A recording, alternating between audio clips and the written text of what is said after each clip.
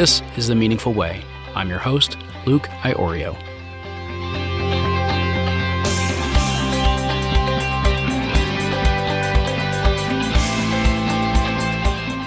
Hey, welcome to today's episode. I have been looking forward to this one because today we talk about how is it that we can create experiences that foster not just connection and see the contribution that we make, but that have real impact so that we can learn how to lead greatness in ourselves as well as lead greatness in others. How is it that we can understand how it is that we grow and when we grow best, and how do we create that environment for others as well? We learn about all sorts of things that really, truly matter and the impact and the difference that they make.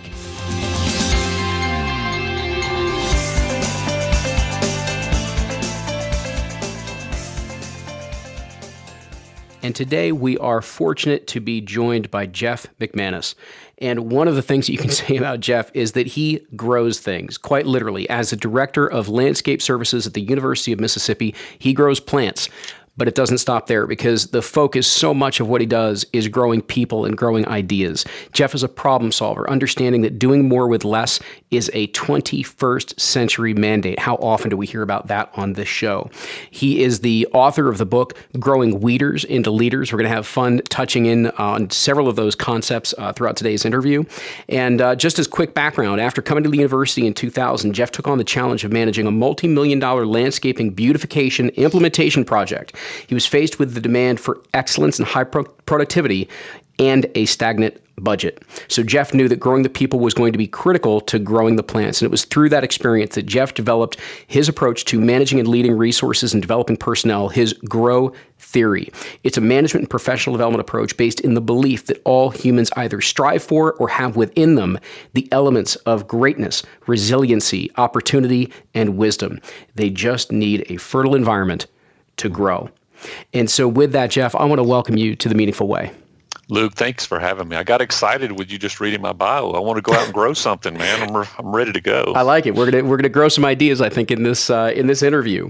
I love it. So one of the things, and I was mentioning this to you a little bit just before we went officially on air here, that we like to take a slightly different tact. I want to hear the incredible wisdom and advice and expertise that you're going to be able to share with our listeners today. And yet at the same time, the place I'd like to begin is by asking you a bit about who have you become, meaning on this journey of learning how to grow these weeders into leaders, and we'll get into the actual concepts of that in a little bit.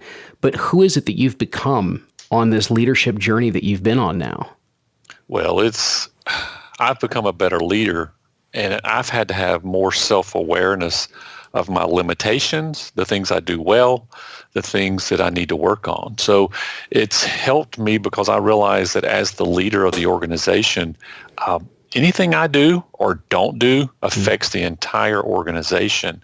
So if I'm passive on drama, then drama is going to continue to grow in my department. It's kind of like letting the weeds go in the garden. If you don't ever mess with them, they're going to keep growing. So I had to have the awareness that I even had the weeds, so to speak, in my life that I needed to tend to. And then really I had to realize, Luke, that you can intentionally plant things that you want to grow in your life. Habits, we call those habits. And if you want to plant really good habits, you've got to work on them, plant them, cultivate them, grow them for 21 days so that it becomes a part of your life. Yeah. And so even then you still have to work to keep those good habits going. So running and exercising was not a real habit for me. And then after going to the doctor maybe 5-6 years ago, she said, hey, your health's just not looking good, and really opened my eyes to you can't take your health for granted. And so that has changed me in a lot of ways and helped me with my self-discipline. Let me ask you, because I like the expression of tending to some of the weeds in your life. And you prefaced that by talking about the growth and self-awareness that you've had. So I'm curious, what were some of those weeds in your life, in your belief, in your mindset, those types of things? What were some of the weeds that you became aware of that needed to be tended to? Well, being passive about maybe, like I said, drama or rumors in a team setting. Also realizing that I had to be proactive to grow myself, not to say, well, I've gone through school, I've learned it all, but I also need to continue to sharpen and grow those skills that I need, the leadership skills, speaking skills, how to empower other people so that they feel like, they have ownership and that they do have ownership in all that they do. So I create this inspiring, motivated culture of work there. That was something that really I had to become a much better at, as inspiring people.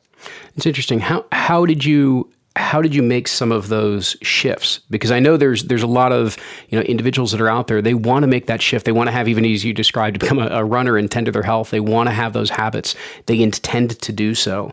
They want to take care of some of these weeds that are popping up in their life. Passivity being a great example that you just shared with everybody.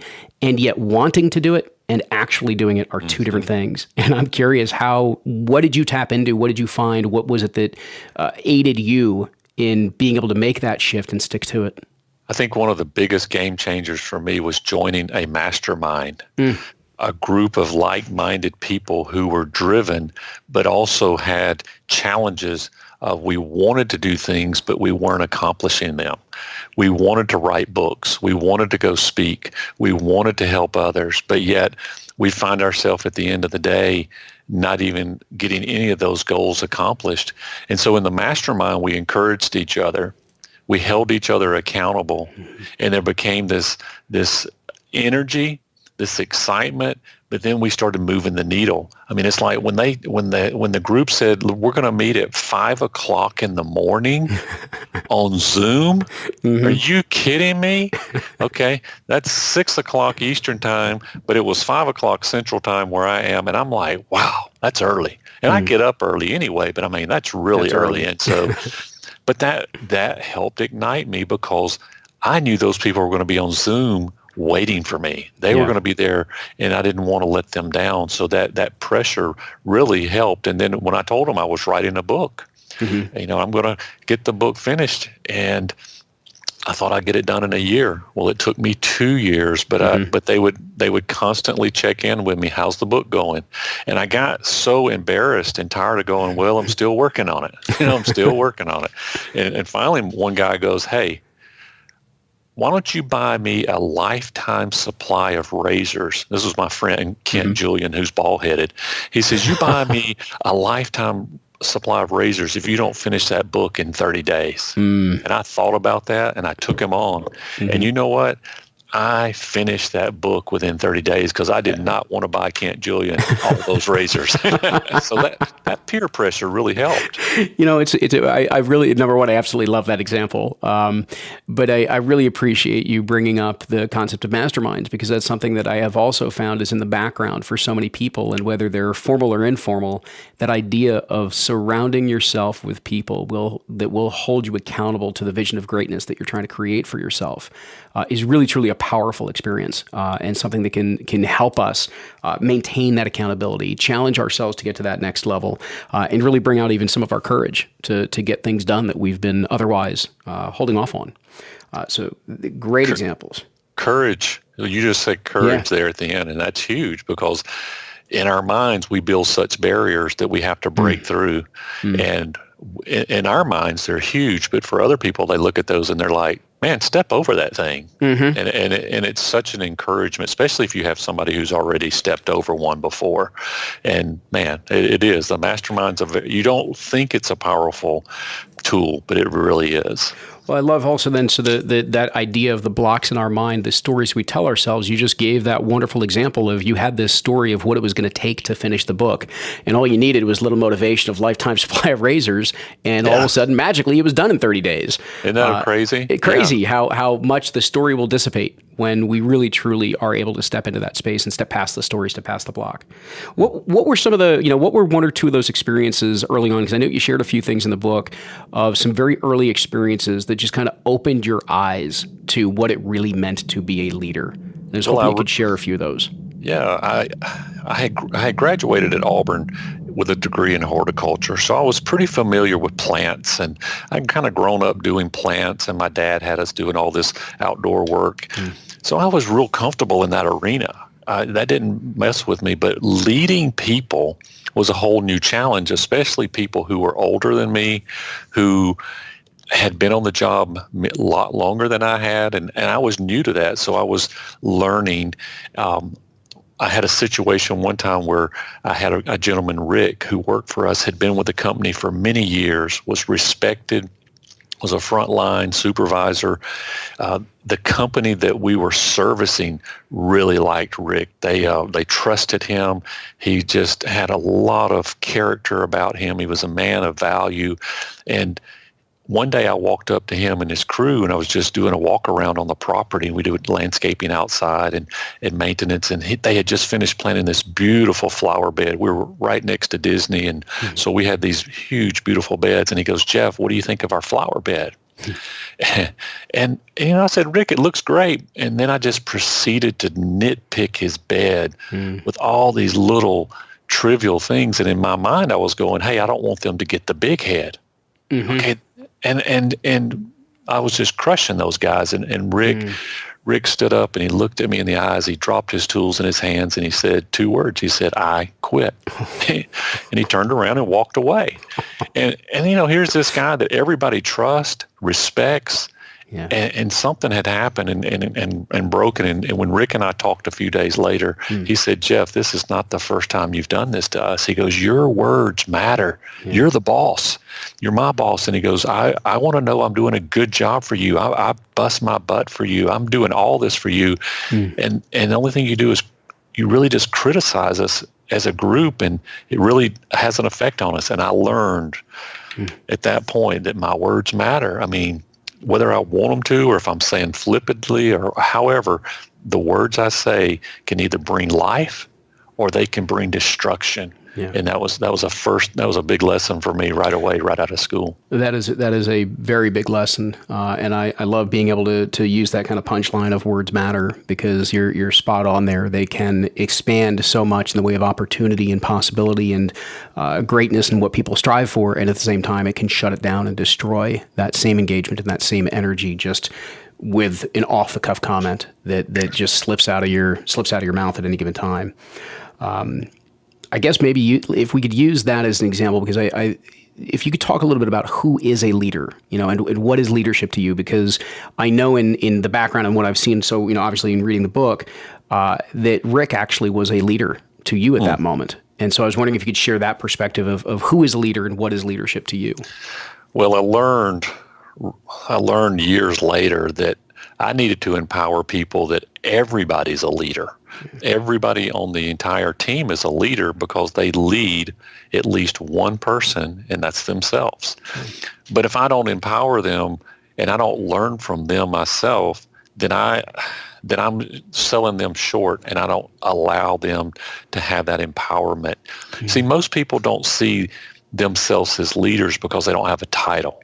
And so you've got to give them the permission to think of themselves as a leader. They may not have a title, but they're important in everything they do with customer relations, how they interact with those customers, how they solve problems, how they take the passion and purpose of what they do and produce it out in the field, versus just being an employee who says, "Hey, nobody told me to do this."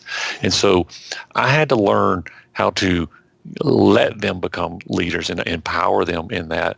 But then as I grew and matured, I realized I had a lot to learn from my staff as well, and to listen more, to be more attentive in getting feedback. And we do that in some ways now that's pretty creative, that allows me to have interaction with everybody on our team. So that's been something that's been a huge takeaway for me.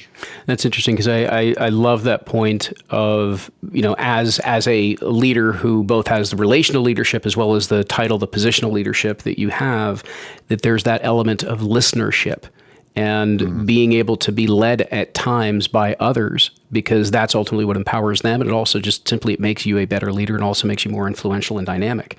And that's such an important part of it, that leadership is so much more than a title could ever possibly be.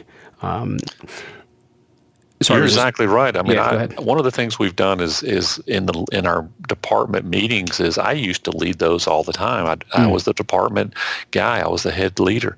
Then I realized if I really wanted to grow people, I got to let them lead it.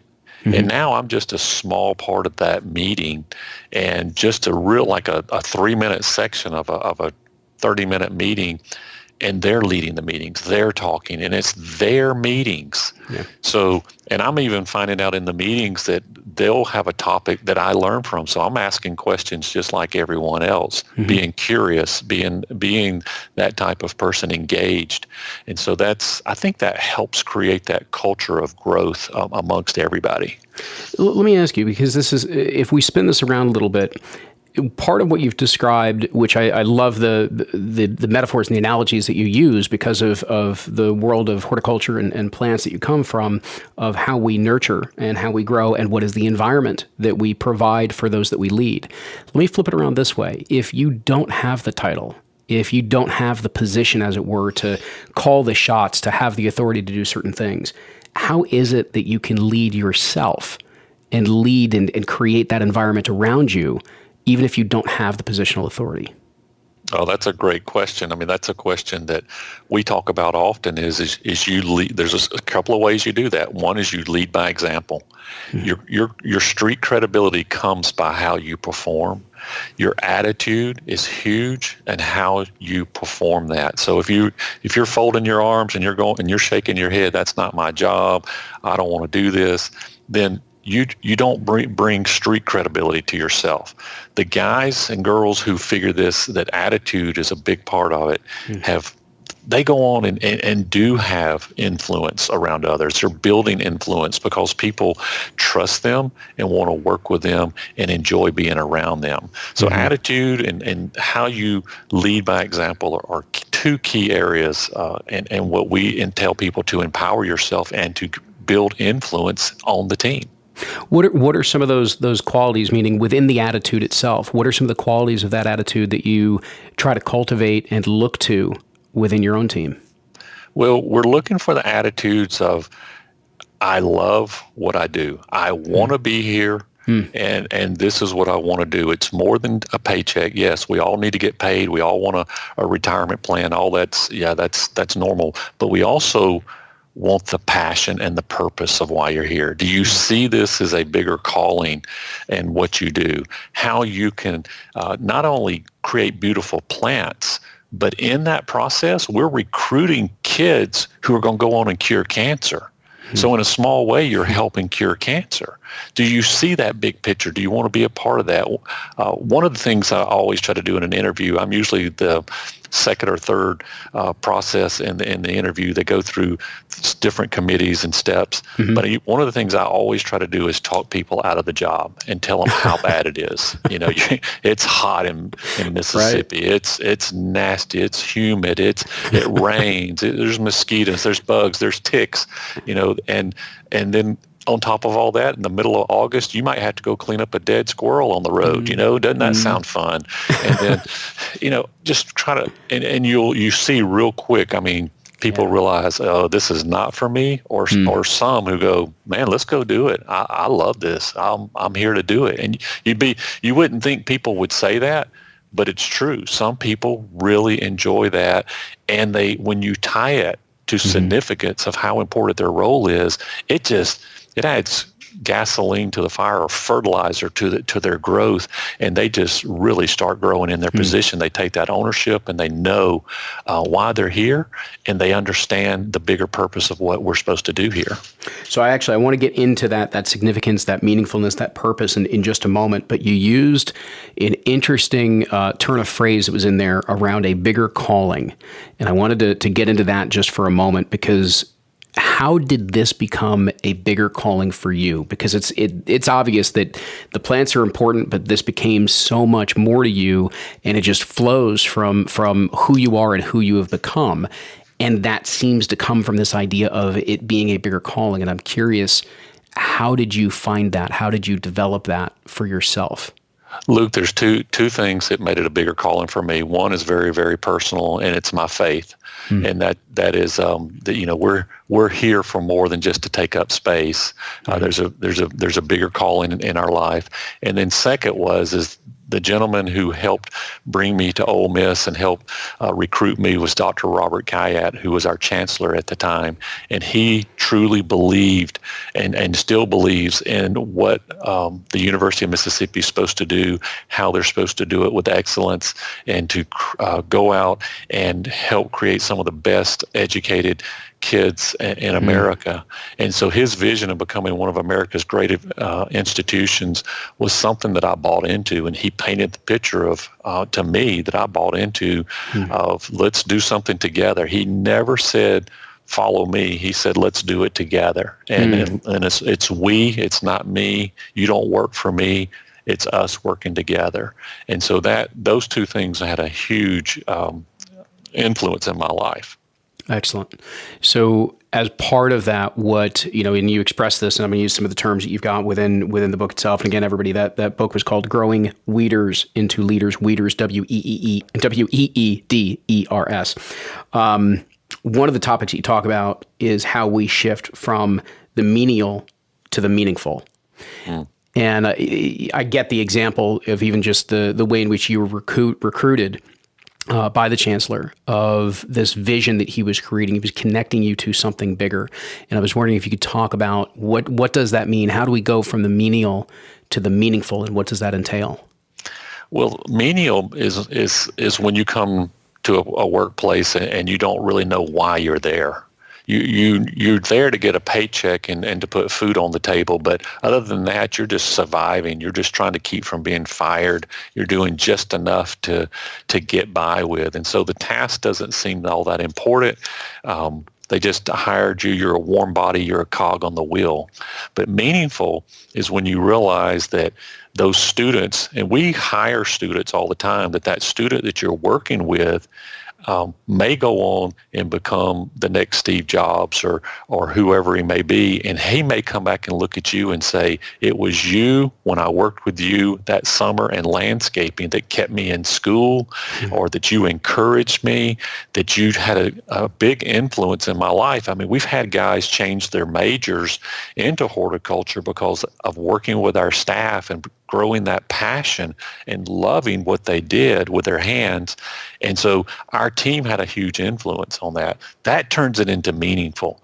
When dads call us and their sons worked out here and they say, my son has changed. He loves working with your guys and loves working out there. That's meaningful. When our frontline staff sits back and I guess really leans forward and says, fellows, we may have more influence on these students working with us than the college professors do in the classroom. That's meaningful. That blue-collar, tough, frontline employee realizes he has a meaningful purpose of being here other than just cutting grass and planting beautiful flowers. His life is to go into other people's lives as well and to help grow them and help grow their significance. It's interesting is to hear you talk about that in terms of the meaningfulness that is connected there. The couple of words that are popping out at me. One is where you started was the understanding the contribution that you truly have. As you said, it affects the way that people are recruited to the campus. It affects the way that they see the campus. They appreciate what it is there, that the students that are there may go on to be the Steve Jobs or to cure cancer or, to be one of the next, men in space or whatever the case may be, right? And so to see the big picture connection of what you contribute to. But it's interesting to me that most of what you really truly were sharing there was at the personal level of connection, and that it is the way in which we connect with the people we serve, the people we lead, the people we work next to, as well as the people that we benefit through our work. The more that connection is one that is heartfelt and personalized in some manner, that's what people are walking away with. They feel like they matter. Absolutely. And what you're talking about is experiences, having experiences, because when you start having experiences together, you start creating a culture. And so one of the ways that we really fostered that is we created this class called Leader to Leader, where we actually stop for 1 hour, bring our team in, and we'll just have those discussions. We'll connect at a different level, where we begin to trust each other even at a deeper level, get to know each other at a deeper level. We spend 1 hour a month with our teams doing that. Sometimes people ask me, why do you do that? That's just, I mean, you got a lot to do. And yeah, we do, but you also have to sharpen your mower blades too, or you're not going to get a really good cut. And so, you got to sharpen ourselves and develop those relationships to become meaningful. So it's all about creating the culture and focusing on culture versus always just focusing on results. The results will come if you'll get the culture right. I appreciate that, because when you manage to a task, you don't leave any room for the experience. And what you're describing is creating that, right? Is creating that space so that you can have those experiences. And if I read deeper into it, is those experiences are not only creating connection, they're creating, which I've certainly saw in your work, is you also create trust. That's right. And that becomes a bedrock for a completely different type of relationship. Absolutely. And you learn these things by just reading what other guys are writing, and you're hanging around other people who are doing it right. And then you just let that rub off on you, because we had to figure this out. It used to be we were very task driven, very results driven. And man, when I started focusing more on experiences and culture, I was amazed how much easier the results and the tasks became. So now you alluded to this with some of the boys that worked on your crew and with your crew and everything else. I'm curious, when you work this way, when you create a culture like this, when you create relationships in a leadership and professional capacity this way, I'm curious, what's the ripple effect on their personal lives? How have people been changed personally by participating in the type of culture and team that you've built? Well, you see it after hours with the relationships with the teams. You see it in the break time when they're together, that they're enjoying being with each other. But just for me personally, some of the stories of I've had this happen several times, and guys coming in and just talking to me one-on-one and saying, hey, this atmosphere, this culture, these things that we're talking about, even in the leader to leader, they've made me a better employee. But honestly, I've had a guy put his head down, and he just said, I just want to let you know it saved my marriage. Yeah. And he says, I thought my wife was the problem, and it goes back to self-awareness that you talked about earlier. He says, I realized I was the problem. And he goes, I've become a better person at home. And he goes, it saved my marriage. That's a huge win. To me, that is even the deeper meaning, when we can ripple beyond the workplace in a positive way to the home. So that's, I've had other guys sharing similar things, and I even have a guy telling me that he's using this to teach his kids at home and that kind of stuff. So it's exciting. Something I pick up from just, who you are and how you present yourself and some of the stories that you've shared is that you're someone who has been willing to face the proverbial man in the mirror. And, that's part of where that self-awareness is continued to grow and everything else. And I'm just curious, what enables you to do that? And maybe what are some of the routines that and practices that you have that allow you to continually get familiar with this man in the mirror so that you can continue to develop and grow the way that you do? I think again, if it goes back to my personal faith, it has allowed me to reflect more, is that I have to challenge myself, because it all starts with me. If I can't lead myself well, I can't lead others well. And that has pushed me in front of the mirror to sometimes you don't see things. I mean, you don't ever like to have to change and see things that you don't enjoy, but that pushes. I have an honest wife as well who helps me with that as well, and I can only take one or two of those, so I know I give her a long list of things that I need to work on. But also to do a 360 from time to time at work, where we're all looking at each other and giving people permission to have input on things they see, blind spots. Blind spots are just that. You don't see things that you need to work on. So those are things that have really, really helped me and challenged me. But the habits, I guess, some of that you asked a little bit about habits, you have to really plant habits and water them to work on them to get them, because they'll just blow away with the wind. And for me, working out first thing in the morning, intentionally reading good books, staying grounded in my faith. And then also one of the things that I learned from one leader was to do some reflection time, is to have a journal and reflect every day and write that. And then I like to, when I go on a plane trip, is to carry that journal with me and just read through that. And I used to be real bad about not ever reading it. I just write it but never read it. But it's amazing what you can learn from your own writings in your journal. Yeah. I like that as a practice. That I haven't heard that as often, and I know the times that I've done that for myself. You're spot on. It is impactful to go back and see the insights you've had, the growth that you've had. And I guess the other thing I just want to highlight is that how important it is, and using an appropriate word for the day of cultivation. When we're growing, it's not like you weed once and then you're done. It doesn't work that way. That's right. And it's an ongoing cultivation of that soil, of that environment, and we're no different. We're very, very much the same in that regard. I guess before we wrap up, there was a couple things I wanted to ask you, but one in particular, you've come back to faith a couple of times, and you used a phrase of simply that we're here for more than just taking up space. And I'm just curious that for you, what is the space that you're meant to take up? To grow others, to cultivate the greatness. Most people don't think what they do is great. As a leader, it's my job to reveal that to them, water that in them, and then let them see that. Let them see what they do, connect the dots for them. But to continue to nurture that and to see how important they are, that's my role, is to cultivate greatness in others. So then I guess let me ask you this to conclude us up today. What is that experience of life and work that is most important for you to have at this point of where you are?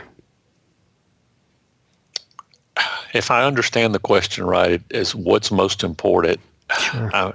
I mean, it goes to my faith, it goes to my family, and to my friends, but also making sure at the workplace that I am doing more than accomplishing a list, but that I'm actually here for significance, to help invest in others, to see the value that each person brings, not only in the task, but as a person, and don't let them sell themselves short. And I try to do that with my kids.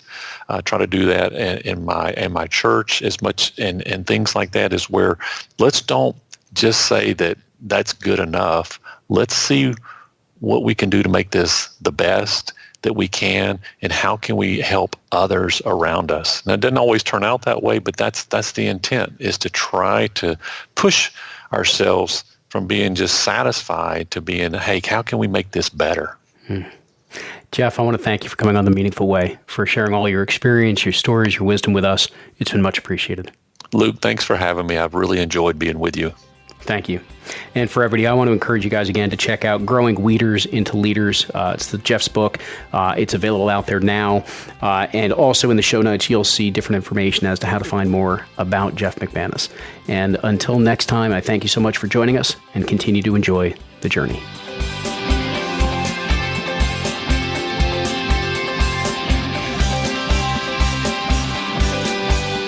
Thanks for tuning in to The Meaningful Way.